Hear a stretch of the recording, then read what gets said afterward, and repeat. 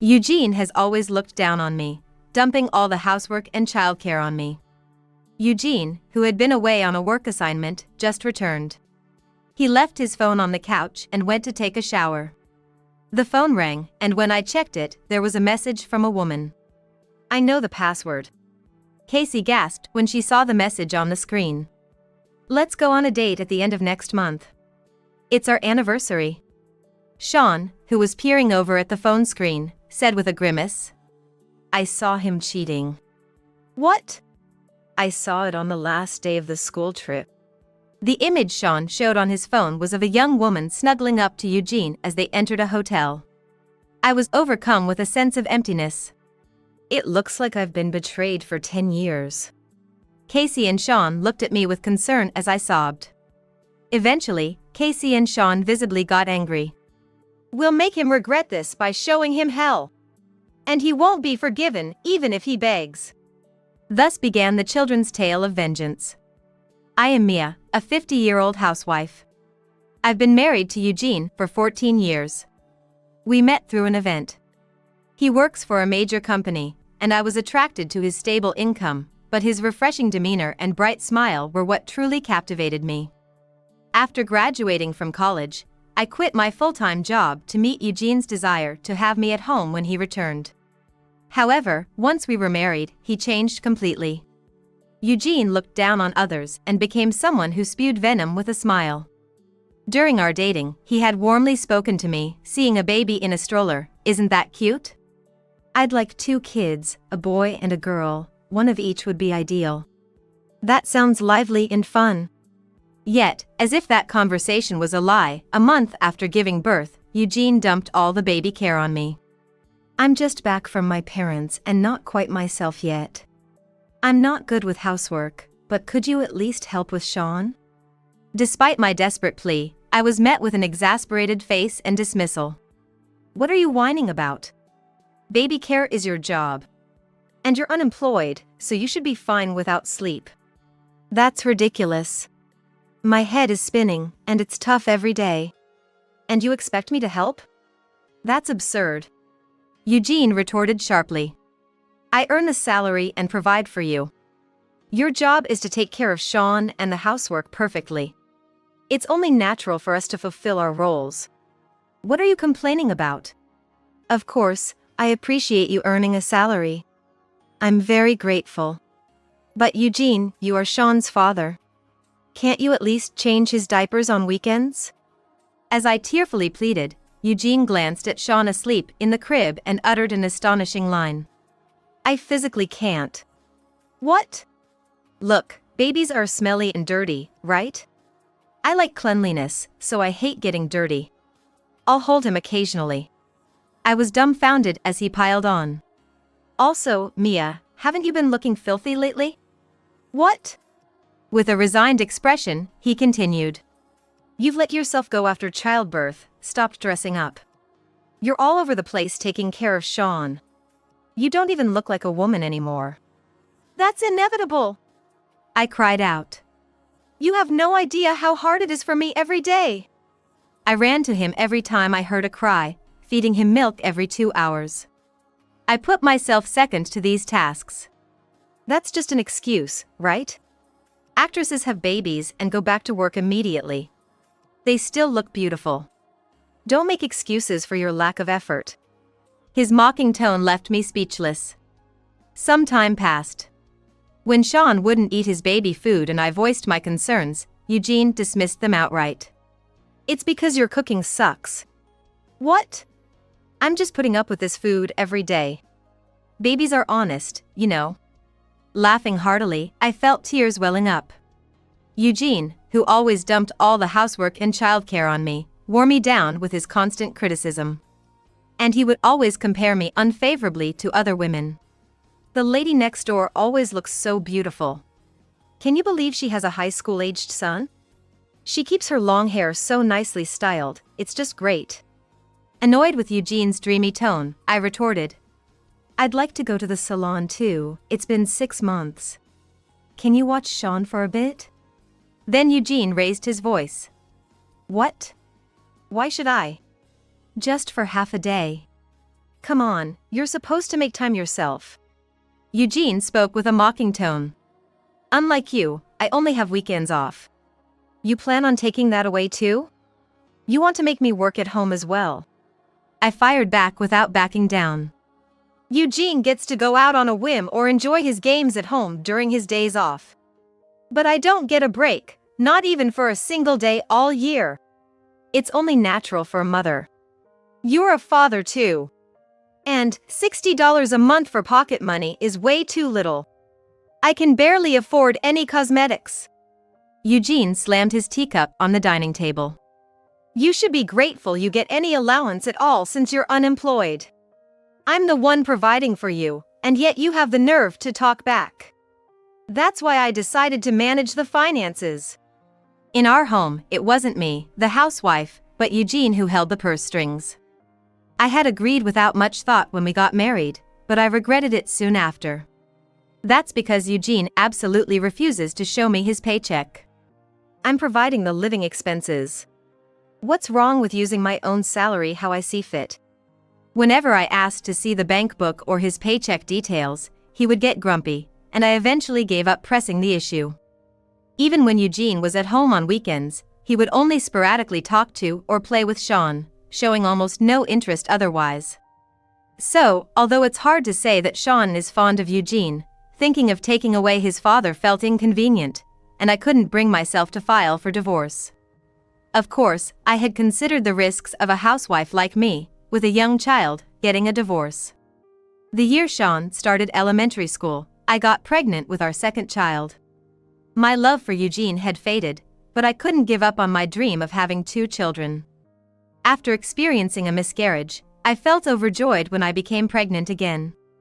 Eugene had wanted a daughter, so I harbored a faint hope that if it were a girl, he might dote on her a bit. However, just before the summer vacation of elementary school, Eugene received a job transfer to a rural area. What will you do? Will you come with me? I shook my head. Sean has just gotten used to elementary school, and I have friends here, so I'd like to continue raising him here. Besides, I feel safer having the hospital where I was seen during the miscarriage monitor my pregnancy. Then, unusually, Eugene spoke kindly. That's true. It's not just your body after all. Eugene, it's your first time living alone, isn't it? Will you be okay? It's fine. I'll manage the cleaning somehow, and I'll buy ready meals from the supermarket. Relieved by Eugene's easy acceptance, I felt relieved. Eventually, my much-desired daughter was born. Sean absolutely adored his sister 7 years his junior. Whether his homework was scribbled on or his precious toys were broken, he forgave it all with a smile. His sister Casey also loved her kind brother dearly, following him around the house and trying her best to mimic him. Sometimes she would try to read the children's books Sean was reading despite not being able to read and disturb his reading. When Sean helped with dinner preparations, Casey would cling to his feet, whining for attention. Even then, Sean didn't scold Casey. Instead, he would read her children's books in simple words or do tasks she could help with, and they would spend time together happily. Single parenting was harder than I imagined, but thanks to Sean willingly taking care of Casey, I managed to get through it. When Casey turned 4, I restarted my part-time job. A few years later, Eugene returned from his solo assignment, but within half a year, he was assigned to another location. This time, he was appointed as the director of a newly established business. That was fine, but as usual, his presence as a father was minimal. Having longed for a daughter, he brought back sweets and toys each time he returned and took photos with her, but that lasted only until Casey began to assert her own identity. When she began to assert herself, Eugene openly showed distrust towards Casey, who was fond of Sean, and started complaining. I bought you a picture book, why are you begging Sean to read it to you? Come to me. She loves her brother, can't help it. Eugene clicked his tongue and lashed out at me. Is it me as poor parenting? You must be filling the kids' heads with nonsense about me after I leave. Then, hearing this in the hallway, Casey ran into the living room and interrupted. No, Daddy. When you come back, you just play games and don't play with me, right? But Sean plays with me at the park and listens to me. That's why I like him better. I was taken aback by Casey's innocent tone. Typical for a little girl, she's so mature. Impressed by her side, Eugene, whose paternal dignity was hurt, retorted with a red face. Oh really? I dislike cheeky kids like you too. Hey, don't talk to the child like that. Mia, it's your poor parenting. It's disgraceful for a child to talk back to their father like this. Eugene, glaring at Mia and Casey, packed his bags and returned to his new assignment. As always, whenever he opened his mouth, he spewed arrogance, so it was no wonder the children disliked him. Even if the kids didn't say it out loud, their aloof attitude towards Eugene was telling. Eugene would always lie down on the sofa as soon as he got home, play games on his phone, or watch videos and laugh. Sean and Casey would come out of their rooms when their father returned home. However, if they tried to talk to Eugene, they'd be dismissed with "be quiet" or "I'm busy, go away," so recently they had even stopped trying to talk to him. I always wondered why he even bothered to come home every month when he had no intention of interacting with the family. But recently, at a neighborhood meeting, I was stunned to learn the reason. Mia's husband is on a solo assignment, right? It's admirable that he comes back every month to see his kids. Sean and Casey must be happy, right? What a good father. Oh, yes. I smiled vaguely. I endure being the talk of the neighborhood, but I wonder what faces the residents would make if I spilled the real story. Things like entrance or graduation ceremonies have nothing to do with a father. Casey's piano recital? Sean's debate competition? You should go. Don't make me use my precious days for that. Even though he's a father, he would say such lines. The children grew up well, taking Eugene as a negative example. Casey, who attends the elementary school, serves as a leader, and Sean was admitted to one of the best schools in the area. They inherited Eugene's intelligence and are enrolled in the advanced classes. Unlike Eugene, who flaunts his intelligence and looks down on others, they are kind and family-oriented. Casey, lively and outspoken, serves as a leader and has many friends. It's surprising how different the siblings are in character. I bought a black Boston bag and a large backpack. Sean will use them for his school trip. Dad, you live near the station there, right? We might bump into each other. Even if he doesn't like Eugene, Sean seems to look forward to a chance meeting. Sean left in high spirits, but when he returned 4 days later, he was unusually downcast. Even when Casey asked about the trip, he only responded nonchalantly. Then, after dinner, he tried to talk to me while I was washing the dishes, hesitated, and eventually gave up on talking. What's wrong, Sean? No, it's nothing. I'm tired. I'm going to bed now. Okay, good night. Good night. He slumped his back, climbed the stairs wearily, and quietly closed the door to his room. For a while after that, Sean remained withdrawn.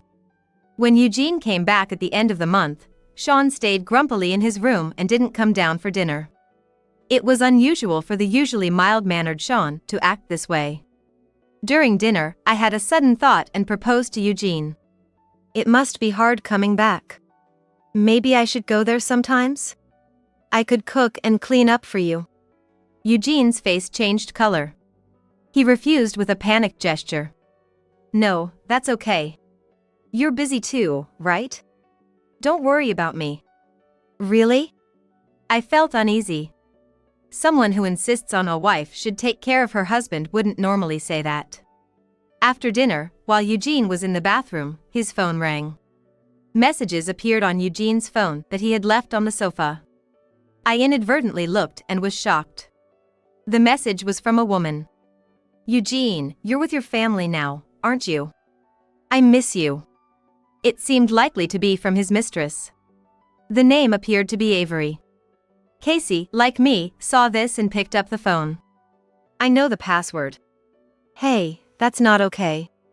You shouldn't just look through someone's things. Casey grinned. It's fine. Dad takes a long shower. That's not the point. That reaction, he's definitely cheating.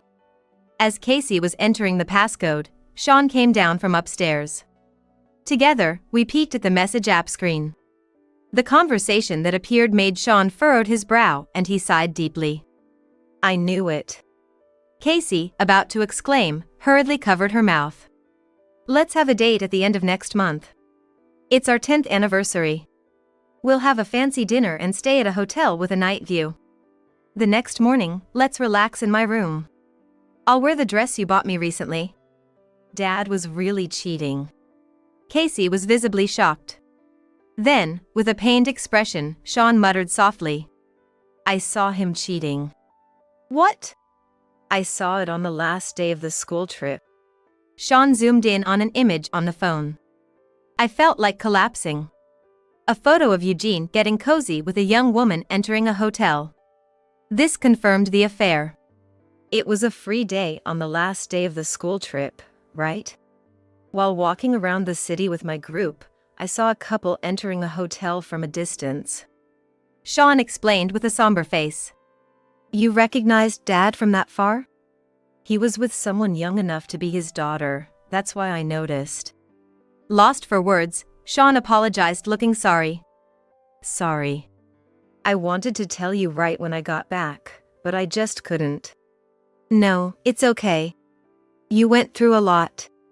Thinking of Sean's struggle alone made me furious at Eugene. At the same time, a hollow feeling as if a hole had opened up in my heart overwhelmed me. I let out a dry laugh and murmured. Seems like I've been betrayed for 10 years. Laughing is all I can do now. 10 years? The message mentioned the celebration of the 10th year. Casey's eyes widened in realization. 10 years? That's since before I was born. All this time? Unbelievable, right? I sat down trying to speak lightly but failed. A surge of emotion rose to my throat, and tears flooded out. Casey and Sean watched me sob with concern. It's disgraceful to cry in front of the children. Despite thinking this, I couldn't control my emotions. I had convinced myself that Eugene was unusually kind when Casey was in my belly because I had miscarried before. But I was wrong. It was merely to alleviate his guilt from cheating. Sniffling and wiping my tears with the back of my hand, Casey asked Sean in front of me. You're not going to let this go, are you, Sean?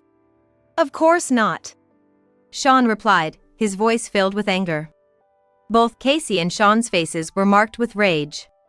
We won't let Dad do whatever he wants anymore. We'll make him regret this. Yes. Not even if he begs will I forgive him. A sense of relief warmed my heart. Though it may seem inappropriate, I felt reassured by the siblings teaming up. I told myself I shouldn't just sit here crying, I need to be stronger. Sensing Eugene coming out of the bathroom, I fled to the bedroom. I feared I might confront him about his affair if we saw each other. Sean and Casey said they would take revenge, and I shouldn't mess that up. Mom seems unwell. Did she eat something weird?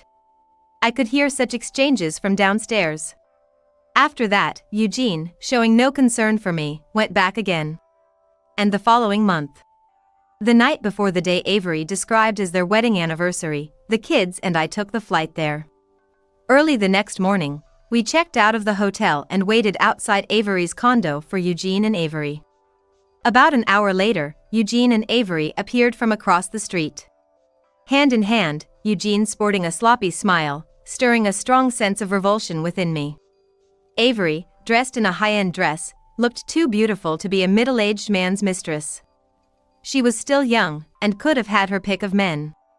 The pairing, with a significant age gap, stood out awkwardly, which is why Sean had noticed it right away. Eugene, wearing a full smile as he approached the condo, froze when he saw us standing in front of the entrance. His face was drained of color. No, this is... He dropped Avery's hand and started to stammer an excuse, but couldn't find the right words. Eugene, who is this? Someone you know? After asking in a nasal tone, Avery seemed to realize. Could it be your wife and children? Wow, coming all the way here, that's creepy. Giving up on his excuses, Eugene asked in a hoarse voice. How did you find this place? On the school trip, I saw you guys going into a hotel. I waited and followed you out to this condo. Sean explained grimly. So I know everything. It's too late for excuses now, Dad. Right. And standing around talking is awkward. Let's go up to Avery's place. As soon as we urged them, Eugene and Avery bristled with anger. Mia must have put you up to this. Making the kids do this is a sign of a bad mother. Why do I have to let you into my place too? Let's go, Eugene. I snapped back as Eugene and Avery started to walk away again. A man without a trace of fatherhood sure talks big. Avery, it's okay to make a scene here. You're having an affair with this man, after all. Just then, some residents who seemed to know Avery appeared at the entrance. Avery glared at me with disdain, hurried toward the entrance. The kids and I followed without being locked out and got on the elevator together. Good job. Sean and Casey gave a thumbs up, and I nodded, returning the same gesture. When we reached the room, there were men's mugs and bowls lined up in the cupboard. In the bathroom, there seemed to be Eugene's toothbrush and razor. Sitting on the living room sofa, I spread out an investigation report given by a detective agency on the table. Seeing it, Eugene said in dismay. Did you use a detective? Yes. Thanks to that, I found out some interesting things. I smiled at Eugene and Avery. So, you two have been having an affair for 10 years, huh? Yes. And you even have a child? Eugene hesitated for a moment, but then readily admitted it. Yes, that's right. Are you paying child support? Of course. I have to take responsibility as a father. I felt like throwing the coffee in my cup at the smug Eugene. You hardly ever interact with Sean or Casey, and yet you speak so boldly. But Avery, you don't want to get married, right? Avery looked up at Eugene with puppy eyes, puzzled by the question. I'm happy just being with Eugene. Titles don't matter to me. I know I'm the most important to him. Oh, Avery, that's what's so endearing about you. Eugene said as he pulled her head towards him and beamed. Right. But Avery, your number one isn't Eugene, is it? Well, yes. My daughter is also important to me. Not him. You married him because you loved him, right? Avery froze with a smile. This was because I had laid out several photos on the table. The photos showed Avery handing a black briefcase to a man in glasses and a suit in front of a grand house. There was also a photo of the man kneeling and smiling at a young girl. It was clear from the composition that these were taken secretly. Huh? Who's this guy? Eugene tilted his head, and I enlightened him. That's Avery's husband. What? Oh, you didn't know? Avery got married 5 years ago. Eugene gaped at Avery, staring as if he could bore a hole through her. Hey, wait a minute. That's not true, is it, Avery? Avery looked down uncomfortably, and Eugene was speechless. I glanced at the investigation documents about Avery and summarized them. I see, your husband works for a famous multinational company. He was in the UK before, and now he's on assignment at the headquarters in Germany. Impressive. He's an elite, handsome too. Casey chimed in. To enroll her daughter in a private school, she stayed in the US, but that's just a pretext, isn't it? You wanted to keep seeing Eugene? Lucky you, Eugene, she really cares about you. Eugene glared at me, his mouth opening and closing, unable to form words. It seemed Avery being married was quite a shock to him. You run a nail salon at home? Oh, that's a hobby for the rich, isn't it? No, that's not it. Avery became defensive. Because you can start one at home with just startup capital. Being a nail technician isn't like having a state license. Casey and Sean, sticking to the script, tried to corner Avery into slipping up. Right. At first, neighbors and mom friends came, but due to mediocre skills, it quickly gained a bad reputation and now it's practically closed, poor thing. That's rude. My sales are not great, but I do get customers occasionally. Avery didn't notice Eugene's increasingly stern face next to her. Avery, so you really were married? Avery turned to Eugene with a start but quickly contorted her body and cooed an apology. Sorry, Eugene. I kept it quiet. But my love for you is real. But, Avery! Look, isn't your daughter cute? Just shut up for a bit. Sean, Casey, and I peered at the daughter's photo and cheered. See, she really looks like your husband, Avery. Really? She looks like her dad, doesn't she? Eugene's eyes bulged. He snatched the photo we were looking at and began to tremble as he examined it. Understandably so, the photo of Avery's husband and daughter together looked strikingly alike, almost like twins. My husband and Eugene do look alike. That's why our daughter looks so much like him. My children and I burst into laughter at Avery's absurd excuses. Avery's husband is fair-skinned, slender, and has a gentle look. In contrast, Eugene has a deeply carved face, tan skin, and is muscular. It would be harder to find similarities between the two. Just admit it? It's your husband's child, not Eugene's. As I said this, trying to suppress a laugh, Eugene muttered in a dark voice next to Avery, who was still looking down. I was paying $1,600 a month in child support for someone else's kid? $1,600? That's more than twice the usual amount. Eugene, ever the show-off, must have agreed with pride, thinking he could deceive me since he controlled the finances. With a grave expression, Eugene continued. That includes the rent for this condo, my daughter's ballet classes, clothes, even the latest gaming console. I was told I couldn't see my daughter often because she was usually at her grandparents', and I just had to accept it. Eugene's face flushed up to his neck. All that money was just going into your stupid nail salon startup. Avery flinched at his intense tone but quickly retorted. What's wrong with taking money from the rich to realize my dreams? It takes money to make dreams come true. Her outburst, so different from the person who had been clinging to Eugene just moments ago, was startling. Eugene, stunned, snorted through his nose, and Avery became defiant. That's right. I was bored while my husband was stationed overseas, so I thought I'd just casually have some fun with Eugene, whom I met at a bar. He boasts about being an elite despite earning less than my husband, so I thought I'd milk him for what he's worth. Eugene's expression turned to one of utter despair. My husband came back from the UK, and after he found out I was pregnant, he immediately went to Germany. I casually told Eugene I was pregnant, and he was thrilled, even though he already had a daughter. Weird, huh? Avery laughed dismissively, and I couldn't help but agree. And yet, he barely takes care of his own children. Working overseas sounds so cool. Your husband looks really smart. Casey exclaimed innocently, and Avery flashed a triumphant smile. Well, yeah. But Eugene earns a lot too, right? After all, he gave me so much money. My children and I exchanged glances. When we looked at Eugene, he guiltily averted his gaze. I do earn a decent amount. Riddled with debt, Dad. Avery's eyes widened. What? Eugene has been piling up debt to support you. I explained calmly. His savings are long gone, and his credit cards are maxed out on revolving payments. Now, most of his salary goes to paying off his debts. Avery cocked her head. So, how is he managing to live now? I'm managing with my salary. Now it was Eugene's turn to be surprised. Huh? You're just a low-paid part-timer, right? Forgot? I told you I'd become a full-time employee once Casey started elementary school.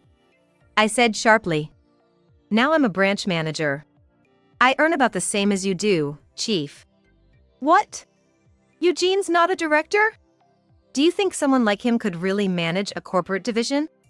The kids nodded in agreement, and Eugene looked frustrated but couldn't argue because it was true. Avery, pressing her temples, showed her confusion. So, the story about owning land is also doubtful. Do you only own your house? That house is in my name. It's an asset I inherited from my parents. Eugene doesn't even pay the property tax. As one revelation followed another, Avery seemed thoroughly deflated. So, you really have no money at all, then I don't need someone like you. Mia coldly stared at Eugene and snapped at him. I'll return him to his wife then. I don't want him either. And even if you return him now, it doesn't erase the damage you've done to a family. All right, Avery said dismissively, tossing her long hair in a melancholic gesture. There was no sign of remorse. Seeing this, Sean fiddled with his phone briefly before making a call. Sorry to keep you waiting. Please, come in. Soon after, the doorbell rang. Avery, who answered the door, let out a scream-like gasp. Kent? What are you doing here? I've heard everything from Sean. May I come in? Realizing there was no way to win this argument, Avery unlocked the door and soon brought the man who had been in the photos with her and her daughter into the room. It appeared to be her husband, Kent. Eugene was visibly shaking under Kent's calm but intimidating presence.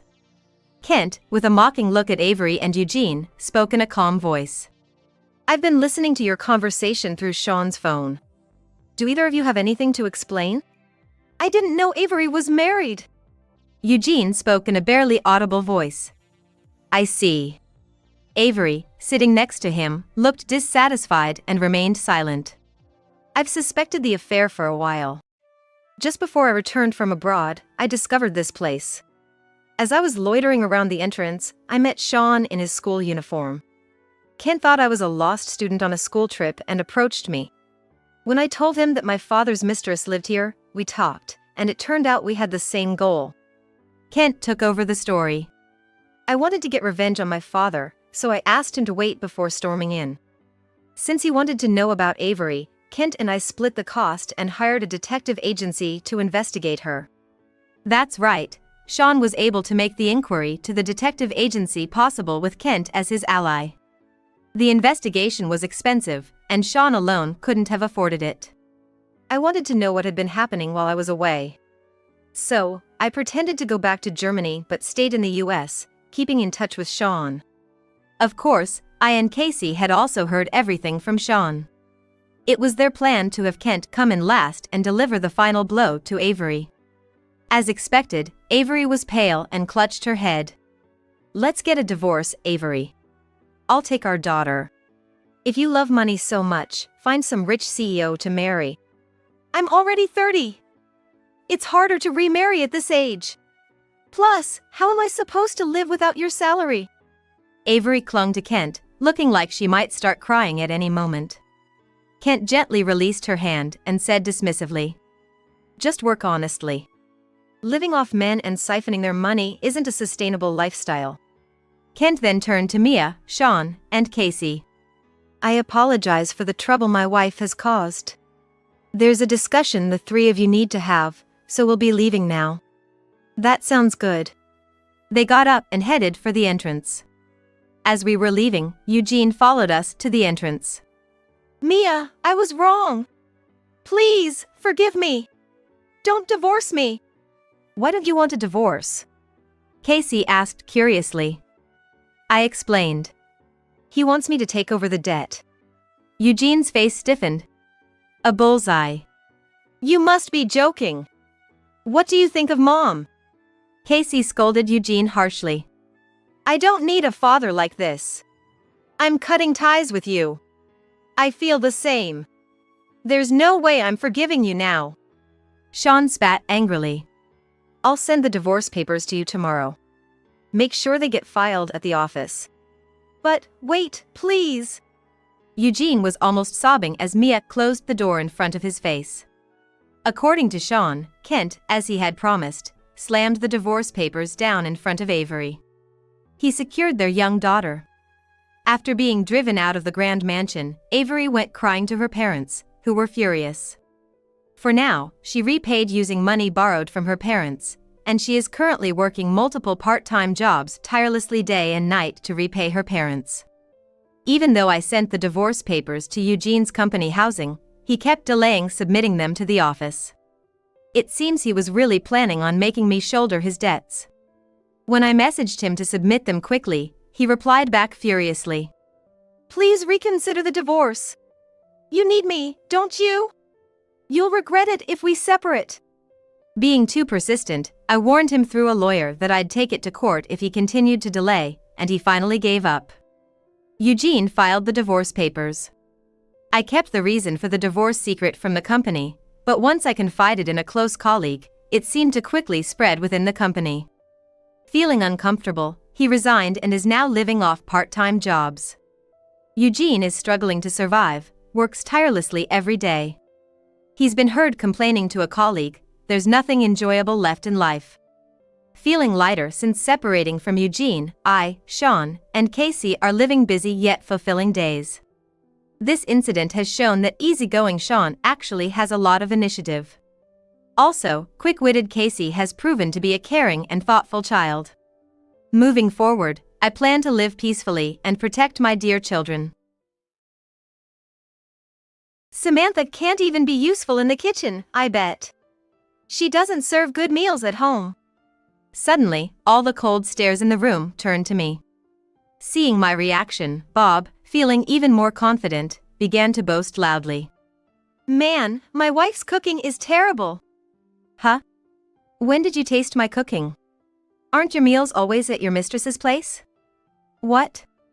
I raised my voice, exposing Bob's infidelity. "It's no lie. I have evidence right here." I pointed to the documents held by my father-in-law. "My name is Samantha Waters, 35 years old. I've always been intimidated by the assertiveness some men have, even finding it scary.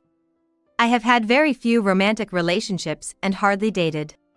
By the time I reached what they call middle age, my parents became concerned and suggested arranged dates. At first, I refused. But with few opportunities to meet men and my parents pushing, I felt the pressure to marry and went on several arranged dates. One of them was with Bob. Bob was a kind, responsible man and an elite employee at a top-tier company. Though he was big both in height and build, he wasn't intimidating, and I didn't find him scary. Talks of marriage went smoothly, and I met Bob's parents. Bob's family runs a traditional cooking school, and his father is a renowned master in the field. Bob's father, a serious man, always wore traditional outfits, which made me stand a little straighter every time I met him. On the other hand, my mother-in-law was soft-spoken with a kind face, brightened by dimples when she smiled. Bob and I decided to get married. My parents were over the moon, saying I had hit the jackpot. A condition of our marriage was for me to become a housewife, so I quit my administrative job at an electronics company.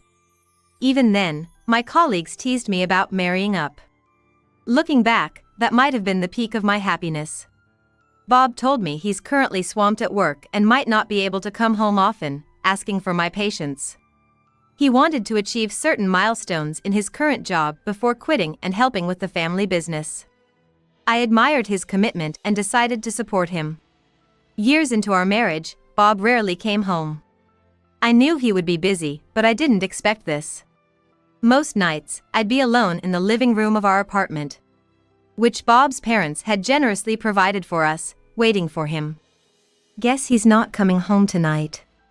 I've only cooked for Bob a few times since we got married.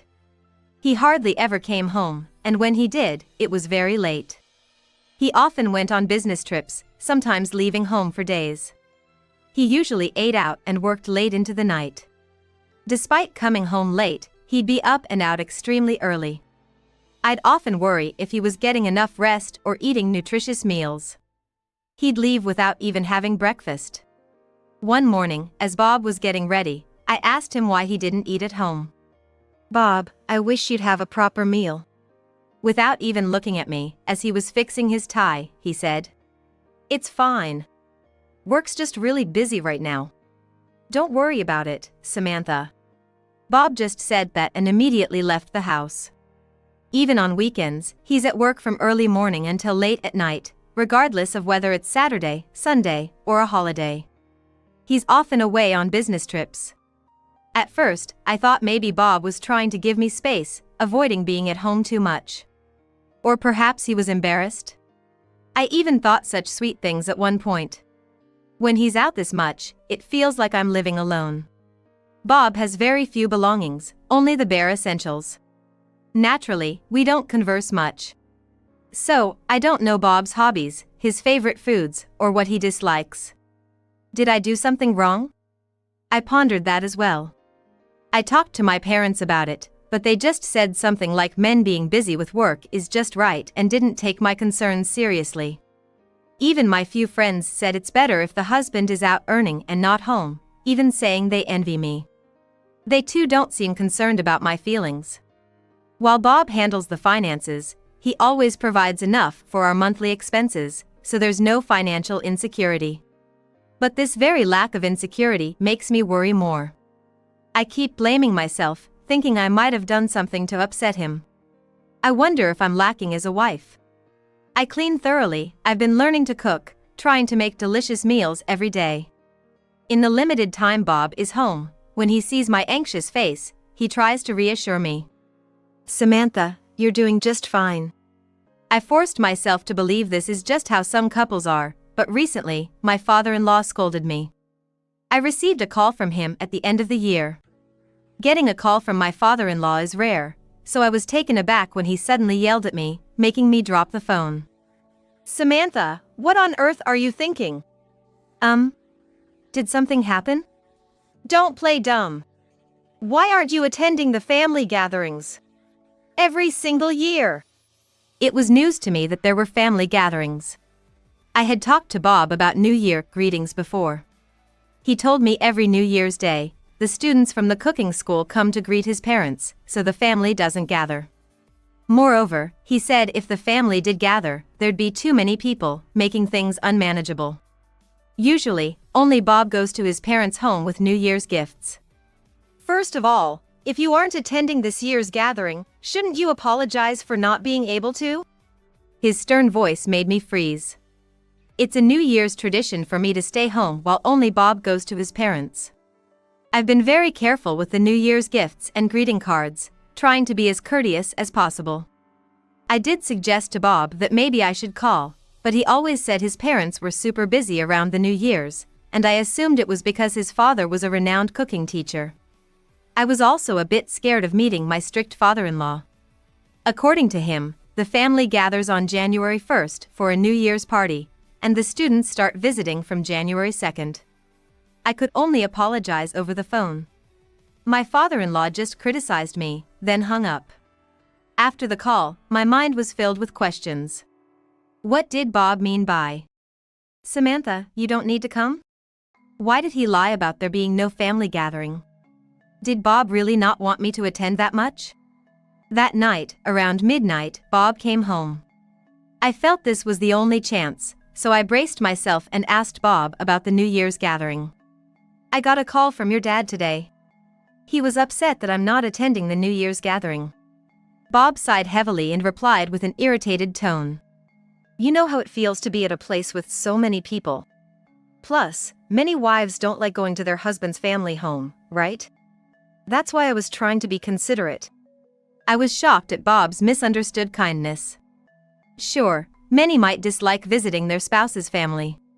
I've heard my friends complain about it. But to never go even once, that's a bit much, isn't it? Bob was reluctant, but I insisted on attending the gathering. The Waters family's New Year's party was a grand affair.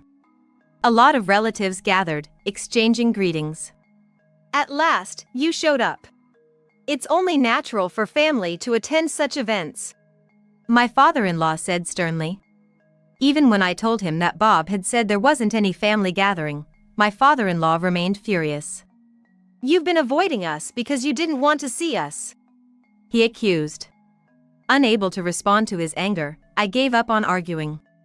The rest of the family also gave me cold looks. I expected that, and decided to endure. What I couldn't stand, however, was that Bob didn't come to my aid at all. Instead, he just quietly drank his beer. As the night progressed and drinks flowed, people started coming over to me with complaints. "I've never seen you do any housework, that's all Bob ever talks about," one said. In my mind, I whispered, "It's because Bob hardly ever comes home. You probably don't cook often, and when you do, it's not even tasty. That's why he always ends up eating out." Another chimed in. The words that came from the relatives were unfamiliar to me. What had Bob been telling them? I couldn't understand why he'd belittle me like that. "I'm sorry. I'll be careful from now on." Given everyone's stern remarks, I couldn't do anything but sincerely apologize. I helped out in the kitchen, serving drinks, feeling like I was walking on eggshells. I barely managed to greet all the relatives and students before heading home, completely drained. Bob said he was gonna head straight to work from his parents' house, so like in the morning, he was on his own in the evening. Looking back, a lot of things seemed odd. Why did Bob say there wasn't any family gathering? Now, there's talk that I'm that wife who doesn't do any chores. Could there be a connection between Bob not coming home and these rumors? Once something piqued my interest, I couldn't let it go. Luckily, I had plenty of time. I decided to follow Bob and see what he was up to. It's what you often hear detectives on TV call tail surveillance or simply tail. In the morning, I discreetly followed Bob when he left.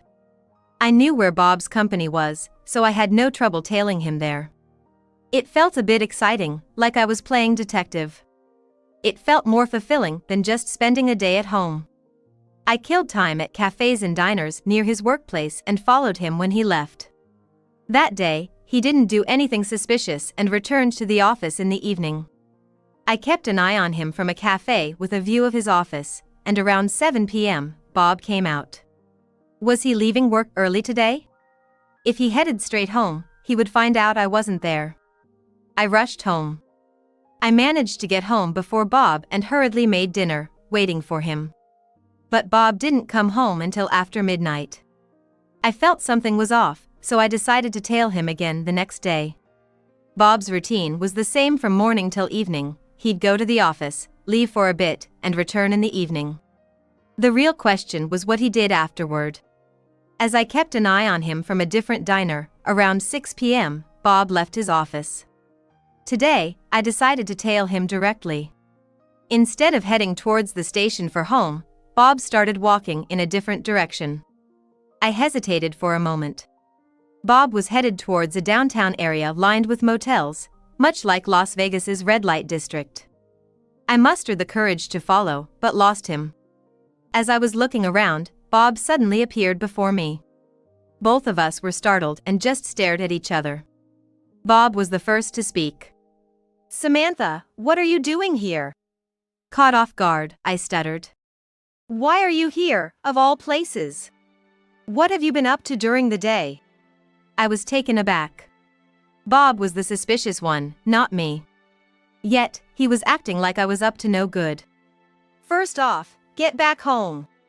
We'll talk then." Being scolded by Bob in such a public place was too embarrassing, so I practically ran back home. The moment Bob got home late that night, he confronted me with something unbelievable. "You think just because you're bored at home, you can follow your husband around? Why the hell should I have to support someone like you?" I tried to defend myself, albeit weakly. I do take care of the house. "Just because you do a little cleaning, don't say you're handling the chores.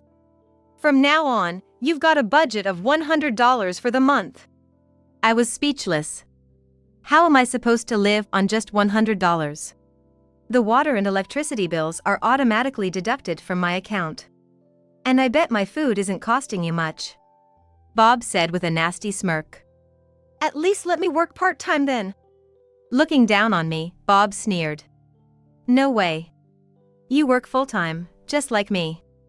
And don't even think about skimping on the housework." No matter how much I tried to argue, Bob's mind was made up. In the end, I had to return to my previous job at an electronics company. Now I was stuck doing all the housework on top of a full-time job. My life suddenly became incredibly hectic. I had no time for my detective hobby anymore. I was swamped with work and chores. Ever since that day, Bob had been constantly berating me, nitpicking about the housework. Every morning in the brief moment we crossed paths, he'd find something to complain about. "The windows are dirty.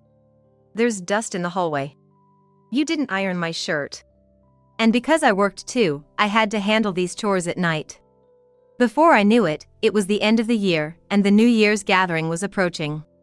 Bob, as always, said I shouldn't attend. "You should stay home. No need to join the gathering." I figured it was pointless to argue, so I kept silent. As Bob left, he threw a parting shot. You're an embarrassment. I wouldn't want you in front of our relatives. His cruel words stunned me. How could Bob say something like that? I work from morning till night and handle all the housework. How could he be so harsh? Regardless, I decided to attend the New Year's gathering without telling Bob. I had to let my in-laws, Mr. and Mrs. Waters, see the real Bob. Tightly gripping the thick envelope I had just received, I headed to the Waters' house for the New Year's gathering. I took a deep breath and opened the door. At the New Year's gathering, when I suddenly showed up, Bob looked shocked, but probably because he didn't want to make a scene in front of everyone, he just glared at me without saying a word. His relatives' gazes towards me were as cold as ever. They were all whispering, condemning me. I'm sure they've all just been fooled by my husband. I didn't let it bother me. Enduring their cold stares, I was in the kitchen preparing the food and drinks. After a while, maybe because the alcohol started to hit him, Bob began to loudly criticize me. Samantha can't even be useful in the kitchen. She doesn't even serve decent food at home. Everyone's icy stares turned to me all at once. Seeing that, Bob became even more arrogant, shouting out loud. Man, my wife's cooking sucks. I caught the stern look of my father-in-law. What the hell is going on here? What have you been doing, Samantha? Maybe you're not suitable to be Bob's wife. With my father-in-law raising his voice, everyone's attention was on me. The moment everyone thought I was going to get a lecture, I stood up to Bob and began to counter-argue. Excuse me? Have you ever tasted my cooking? Aren't you always at your mistress' place? What? Caught off guard, my father-in-law's mouth was agape. What the heck are you talking about? While everyone was in shock, only Bob tried to desperately make excuses. Come on, Samantha. Just because people are talking bad about you doesn't mean you should spread such lies. Turning to my father-in-law, Bob started to defend himself. Dad, I don't have a mistress, I swear. I hope so. My father-in-law seemed to want to believe Bob. He nodded in agreement to Bob's words over mine. Thinking he had regained my father-in-law's trust, Bob puffed up his chest and started to shoot back. Always saying crazy stuff. There's something really wrong with you. It wasn't just a spur-of-the-moment claim that Bob had a mistress. I pulled an envelope from my bag, showing the documents inside to my in-laws. Bob continued to vehemently criticize me. Hey, apologize now, and I'll forgive you for lying. The relatives seemed to believe that Bob didn't have a mistress. They sent me stern glares. My father-in-law and mother-in-law were seriously reading the documents. The documents I provided were the result of an investigation into Bob's infidelity.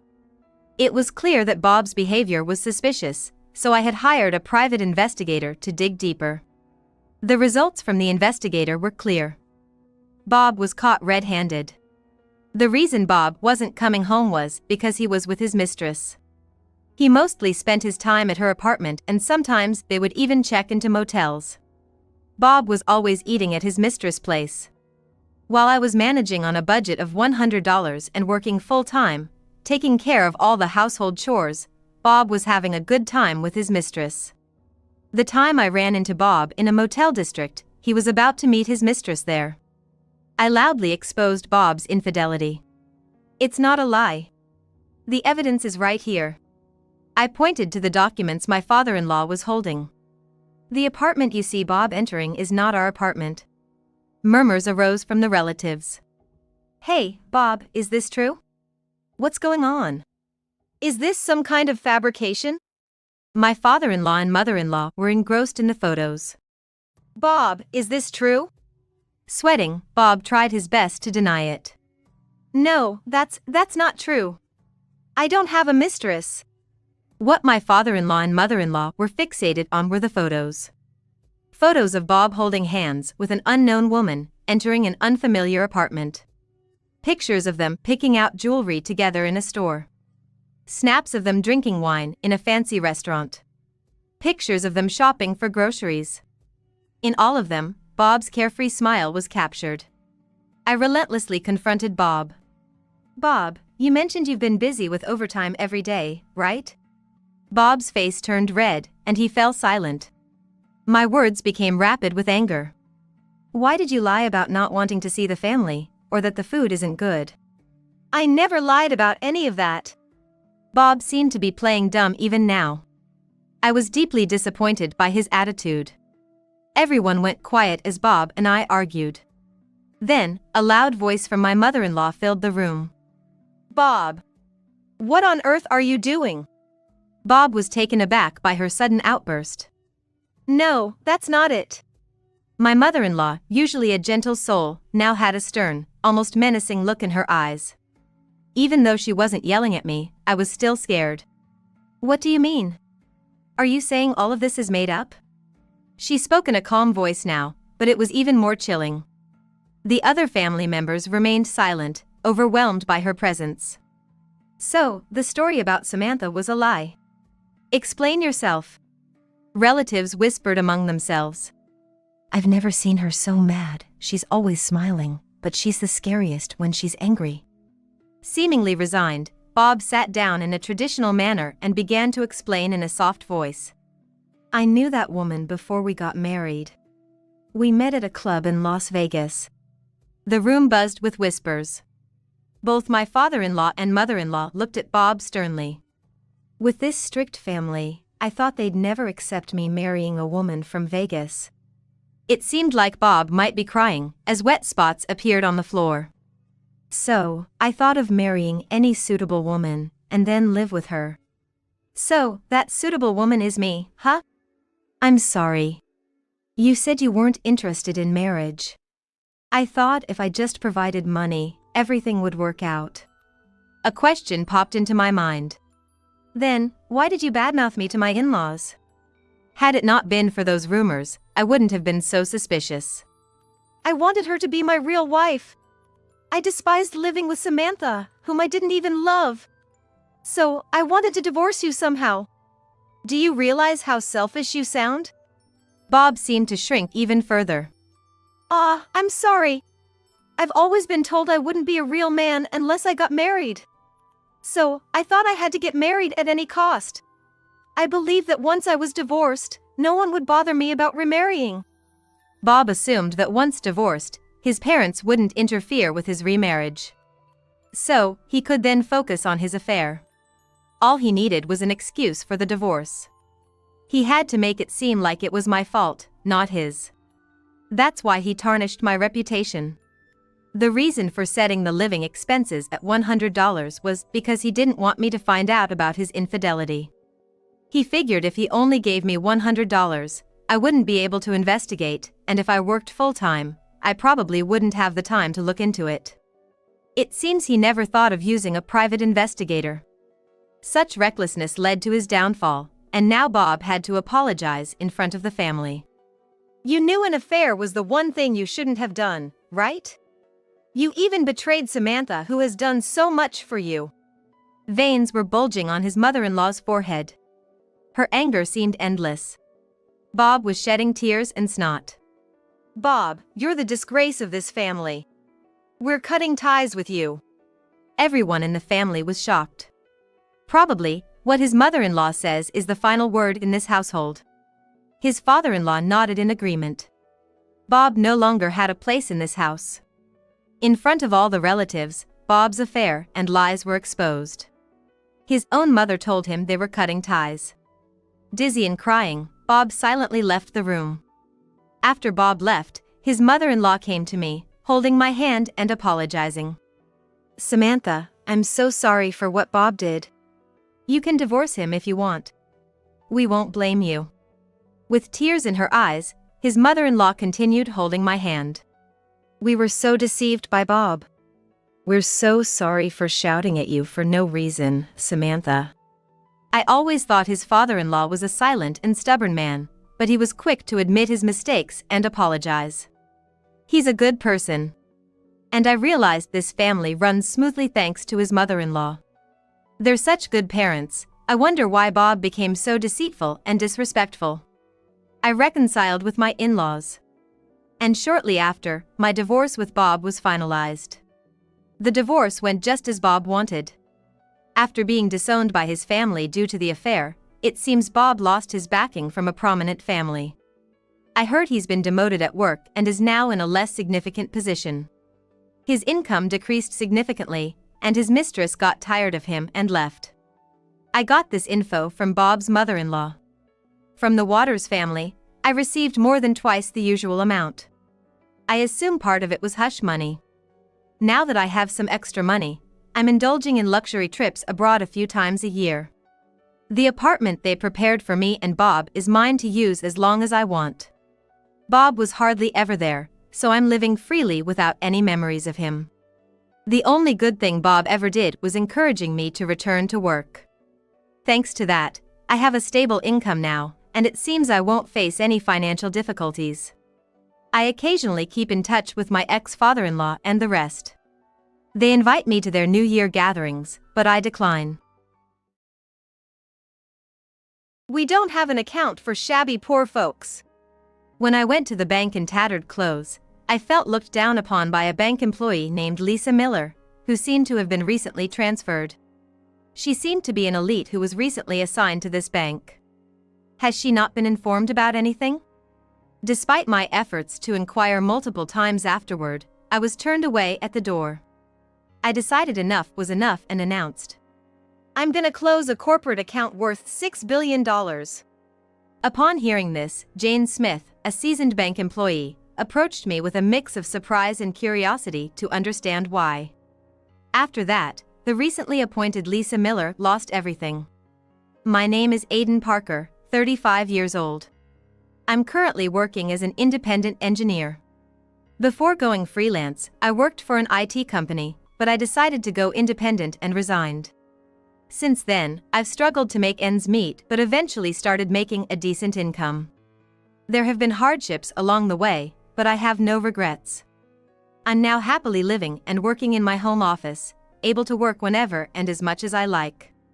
However, I had an unfortunate experience just a few days ago at a bank. I had to withdraw some money from the bank that day. Since it was the end of the month, I had bills to pay. Visiting the bank after such a long time always felt intimidating. The silence inside the bank always made me uneasy. As I waited, my turn finally came. Excuse me, I'd like to withdraw some money. The bank employee who assisted me was quite flashy for a banker. Her makeup was noticeably elaborate. I thought to myself, I could never put in that much effort daily, and I felt a little intimidated. I just wanted to finish my business and head home as soon as possible. However, things didn't go as planned. You wish to withdraw money? Excuse me, but do you really have an account with this bank? Pardon me? What do you mean? Well, I thought you came to borrow money or something. I mean, given the way you look, you know? I wondered if this woman, who was staring intently at me, even knew what the word rude meant. A quick glance at her name tag revealed the name Lisa Miller. I corrected Lisa, reiterating that I was there to withdraw money. You can use an ATM if you want to withdraw, you know? No, What? I can't understand what you're trying to say. Can you speak up? Lisa's condescending attitude made me feel uncomfortable. I'd like to.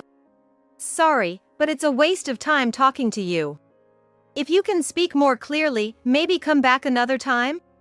Lisa shooed me away as if I was an annoyance. Feeling utterly disheartened, I left my seat without another word.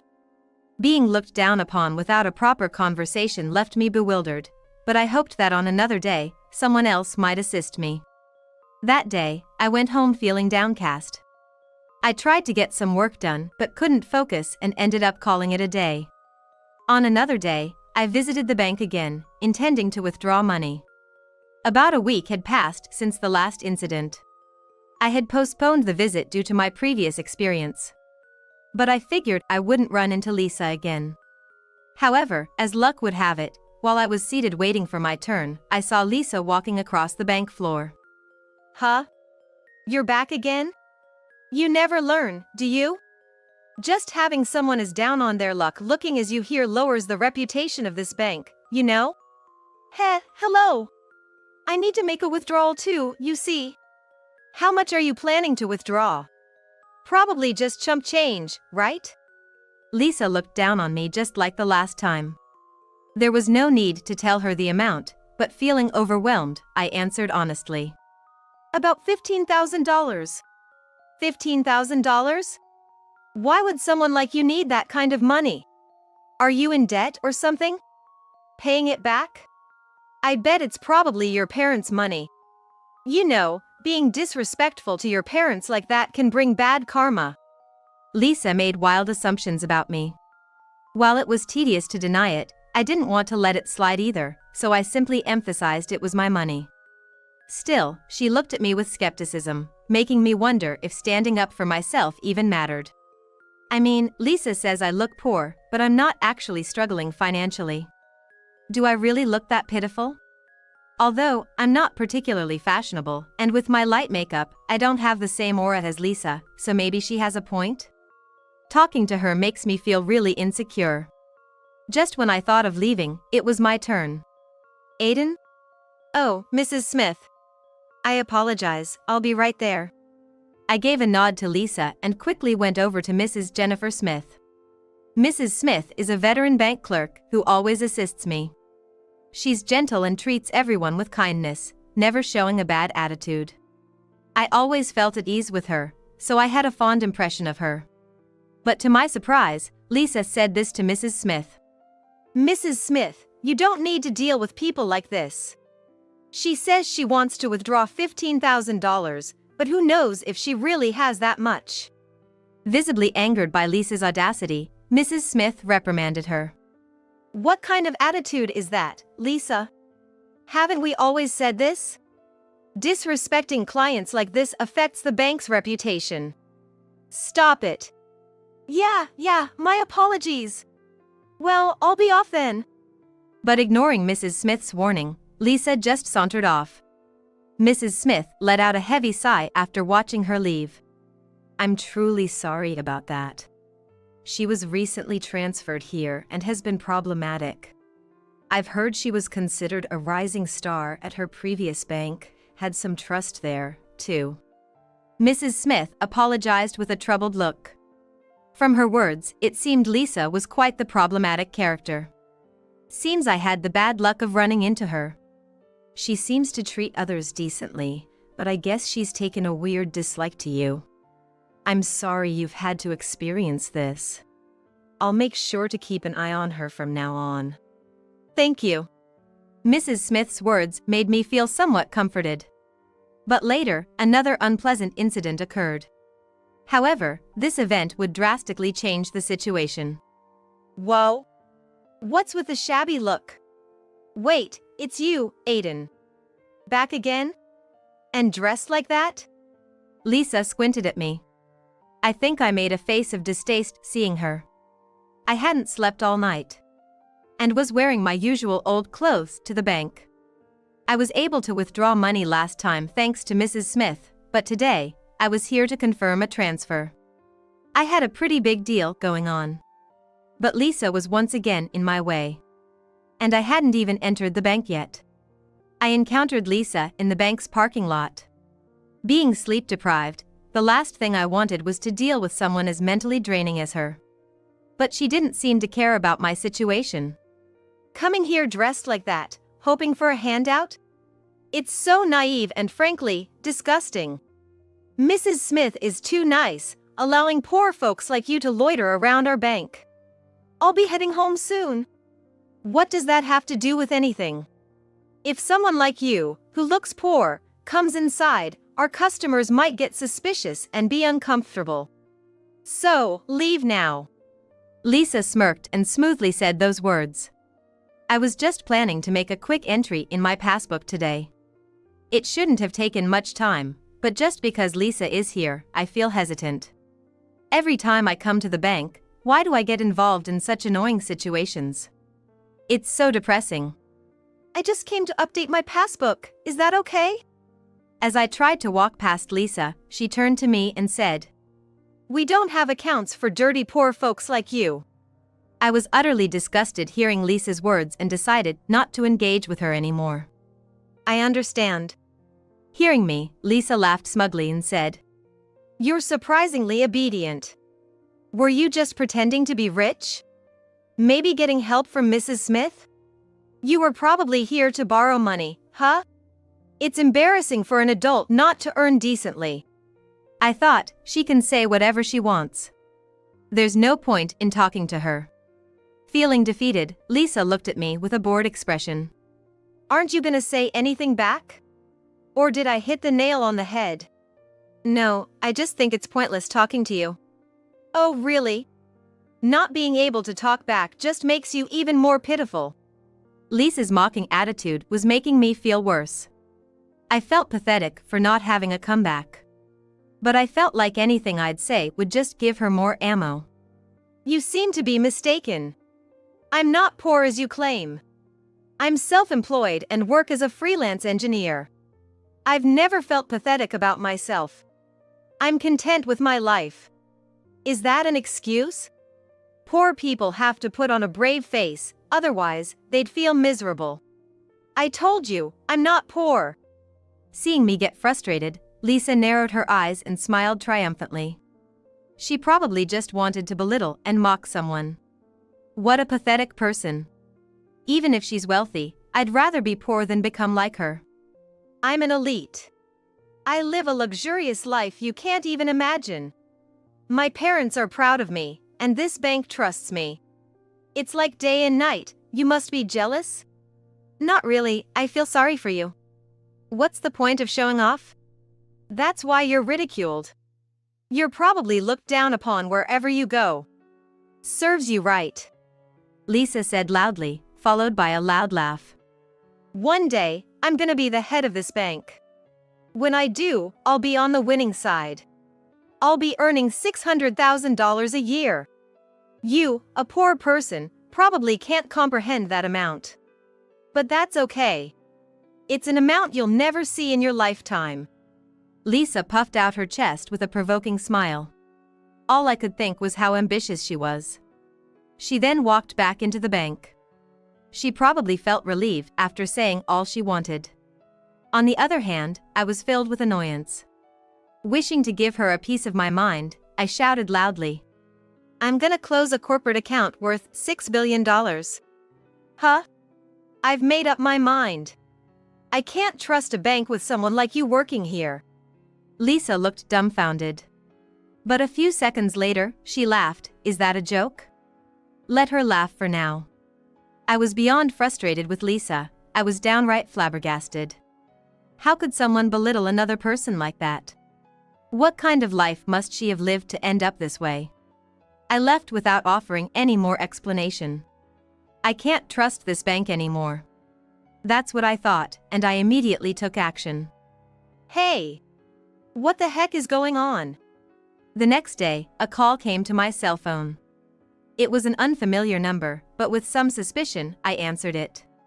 To my surprise, it was Lisa's voice on the other end. She sounded flustered, trying to explain something but stumbling over her words. I asked her how she knew my number, and she said she'd looked up my personal information. Is she even allowed to do that? When I asked what was so important that she had to call me, Lisa hesitated for a moment before launching into a clumsy explanation. You've got an account with $6 billion? Those words came through loud and clear. I asked her what the big deal was about that. Lisa then detailed the events that took place at the bank the previous day. Apparently, after our encounter, Mrs. Smith had called her in and gave her a serious scolding. She was told her attitude towards me was unacceptable and that it's not okay to treat people like that. But initially, Lisa didn't take it seriously. She thought it was only natural for someone looking like me to be treated that way. If I wanted better treatment, I should dress and act more appropriately. But then Mrs. Smith sternly informed her. You seem to have misunderstood something. She might say she's a freelance engineer, but she has a corporate account worth $600 million. What? No way! It's true. You judge people too much by their appearance. And how could you not recognize such an important client? Because of your careless actions, Aiden said she's gonna close her account. That's a big loss for us. How are you gonna take responsibility for this? Faced with Mrs. Smith's intense rebuke, Lisa became frantic. Afraid of damaging her reputation, Lisa tried to negotiate, promising to win back the account and asking for another chance. That's why I'm asking you to reconsider and keep your account with us. Please. I promise I'll never treat you like that again. I was pretty fed up with Lisa's behavior. Why should I help Lisa after being treated so poorly by her? Just because you're asking now doesn't mean I owe you anything.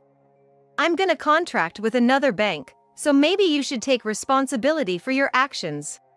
When I said that, Lisa called me cruel and the worst, but I thought she was way more out of line. From our first meeting, she judged and looked down on me, and constantly insulted me. I naturally don't want anything to do with her anymore. Just when I was about to hang up, exasperated, Lisa pleaded for one last chance and asked me to come to the bank. I decided to go to the bank to settle things with Lisa. Instead of leaving things unresolved and feeling unsatisfied, I wanted to have a clear conversation and put an end to this issue. Thank you. I'm sorry for my previous rude behavior. When I arrived at the bank, Lisa immediately rushed over and escorted me to a seat. Seeing Lisa now acting all subservient and fawning was not a pleasant sight. I just came here to settle things with you. My decision to close the account remains unchanged. When I told Lisa that, she kept apologizing profusely, sweat pouring down her face. But her apologies didn't sound sincere. She probably didn't even understand what she was apologizing for. It seemed like she was just trying to protect herself, going through the motions of apologizing. Feeling her insincerity, I couldn't help but make a bitter face. I'm truly sorry. If you reconsider and stay with us, we'll prioritize you over other clients, and I'll let you know immediately if there are any special deals. And of course, we won't take any time to reset your account. No, that won't be necessary. Your apology doesn't sound heartfelt. If you're truly remorseful, you'd know why things turned out this way, right? And you think you can still convince me after all that? When I said that, Lisa just groaned. I made it clear that I wouldn't change my mind no matter what, but Lisa still didn't acknowledge her fault. On the contrary, she became defensive, implying that it was all my fault in the end. In the first place, if you had dressed more appropriately, this wouldn't have happened, you know? How about putting a little more effort into your appearance? It's downright rude to show up in public dressed like that. I get what Lisa is trying to say, but there's no justification for those comments. It's rude to criticize someone just because they wear slightly outdated or cheaper clothes. If anything, Lisa is the rude one here. After all, in this bank, there aren't any folks flaunting designer brands. Everyone is just wearing regular clothes, waiting their turn, and doing what they need to do. Lisa probably targeted me because she could sense my timidity. I've always been passive and not good at speaking up, but that's no reason to look down on someone for trivial reasons. Moreover, unless I've troubled Lisa first, I don't recall doing anything so terrible to warrant such harsh words from her. Just because I teased you a bit doesn't mean you have to take it this far. You just want to drag me down, right? No, that's not it. I can't stand your unreasonable behavior. If every time I come to the bank you harass me, it's intolerable. So, I thought about changing banks. You have no reason to criticize me. Well, you should have said that from the start. If I'd known you had an account with a lot of money, I wouldn't have acted this way. Lisa got too desperate and started digging her own grave. She was making a scene and the people around started to murmur. Someone must have reported the commotion to the bank staff, because Mrs. Smith and a security guard came rushing over. Lisa! What on earth are you doing? Mrs. Smith! I was just suggesting to Aiden to reconsider, that's all. With Mrs. Smith's arrival, Lisa looked rather evasive. Seeing Lisa's demeanor, Mrs. Smith probably realized this wasn't a friendly chat and shot her a stern look. Enough is enough. What were you really saying? Were you belittling Aiden again? To call someone out just to berate them is beyond ridiculous. And you're supposed to be an elite from the headquarters? It was unusual for Mrs. Smith to raise her voice like this against Lisa. According to Mrs. Smith, Lisa's attitude is something she can't overlook as Lisa's superior. Seeing Mrs. Smith's anger, Lisa looked visibly shaken. She probably hasn't been yelled at like this before. A flustered Lisa was sharply rebuked by Mrs. Smith. If you cause any more trouble, I'll have the security take you out. Your behavior is problematic, and I will report this to the headquarters. If they realize someone like you is ruining the bank's reputation, they'll have to act. No way! I've been working hard to become a branch manager someday. If this gets out, it'll tarnish my record. If someone like you becomes a branch manager, the bank will surely go under. Start realizing your situation and act responsibly. Tears welled up in Lisa's eyes as she looked at me. Aiden. Say something. It's your fault my life is messed up. Watching Lisa wiping away her tears and glaring at me. It's clear there's no helping her. It's the result of your actions. Maybe it's about time you accept and reflect on it. I replied coldly and headed towards the bank's exit. Lisa tried to stop me till the very end, but fearing she might become violent, the security guard restrained her and took her away. What a troublesome person. I didn't want to get involved any further, so I quickly got into my car and drove to another bank. I'll open a new business account there and start afresh. I was thinking about that while driving my car. Later on, I heard Lisa got fired at a corporate meeting. Apparently, there had been issues with Lisa's behavior for a while.